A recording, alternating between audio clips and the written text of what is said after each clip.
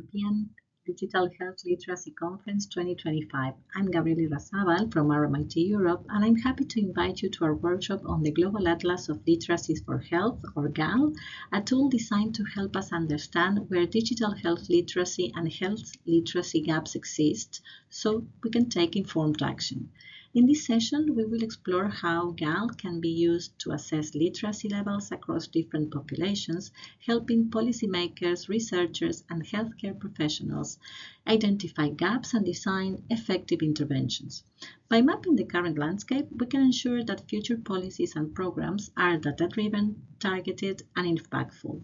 This workshop will be highly interactive. We'll be discussing real-world applications of GAL, engage in co-design exercises, and think critically about how this tool can inform health policies and interventions at different levels. I look forward to your participation. See you there!